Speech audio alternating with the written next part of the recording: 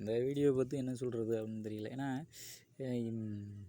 கடவுளை வந்துட்டு முறையாக வழிபட்டு அதற்கான மரியாதை கொடுக்குறதுல வந்து எவனுக்குமே வந்துட்டு உடன்பாடு இல்லை.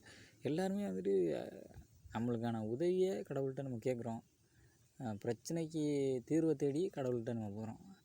மற்றபடி வந்துட்டு யாருமே அந்த கடவுளை வந்து உண்மையாக நேசிக்கிறதுலாம் இல்லை அப்படின்றது நல்லாவே தெரியுது. ஏதோ கடமைக்கு ஒரு விஷயத்த பண்ணிட்டு போயிடுவோம், நம்மளுக்கு ஒன்றுன்னா கடவுள்கிட்ட முன்னாடி போய் நிற்போம் அப்படின்றது தான். அதுதான் அந்த சமூகத்தில் நடந்துக்கிட்டு இருக்குது எல்லா இடத்துலையும். அப்போ நம்ம வந்து இப்படி தான் நடந்துக்கிட்டு இருக்கோம் அப்படின்றத பாருங்கள். ஏன்னா அவருக்கான முறையான மரியாதை வந்து கடவுள் வந்து உங்களுக்கு வந்து நம்பிக்கையெல்லாம் இருந்திருக்காது அதிகமாக.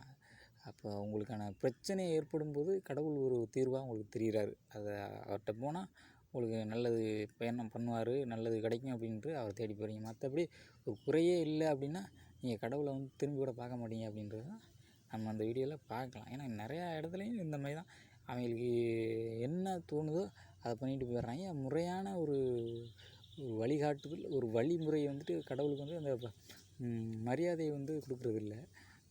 அவர் அப்போ வந்துட்டு உங்களுக்கு என்ன தோணுது அப்படின்றத பாருங்கள். அப்போ வாழ்க்கையில் வந்துட்டு நம்மளுக்கு பிரச்சனைனா கடவுள் தேவைப்படுது. அப்போ இல்லைன்னா பிரச்சனை இல்லைன்னா அந்த கடவுளையே நம்ம வந்துட்டு திரும்பி பார்க்க மாட்டோம். அதுதான் இந்த சமூகத்தில் ஆகக்கூடிய ஒரு விஷயம். அப்போ கடவுள் நம்பிக்கை இருக்கிறவன் இல்லாதவன் எல்லோரும் ஒரே சமயத்தில் இருந்தால் அப்புறம் யாரை தான் வந்துட்டு கடவுளுக்கு வந்து முறையாக வந்து வழிபாடு செய்வா?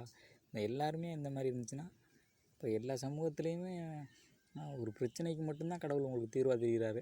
மற்ற எதுக்குமே வந்துட்டு கடவுளை வந்துட்டு மரியாதையெல்லாம் கொடுக்குறதில்ல. அப்போ தூக்கி எனக்கு என்னென்னு தூக்கி போட்டு அப்போ பாருங்கள், தூக்கி போட்டு போகிறது தான் உங்களுக்கான வேலை. மற்றபடி ஒரு முறையான வழிபாடுகளையோ எதையுமே வந்து மனதோடு யாரும் பண்ணுறதில்ல. ஒரு வாழ்க்கையில் நமக்கு ஒரு விஷயம் நடக்கணும்னா தேடி போகிற, அப்படி இல்லைன்னா கடவுள் வந்து உங்கள் கண்ணுக்கு தெரிய மாட்டார். அதுதானே. இப்போ வாழ்க்கையை பாருங்கள், இதுதாங்க மனித வாழ்க்கை. இவன் இப்படி தான் இருப்பான், எல்லாருமே அப்படி தான்.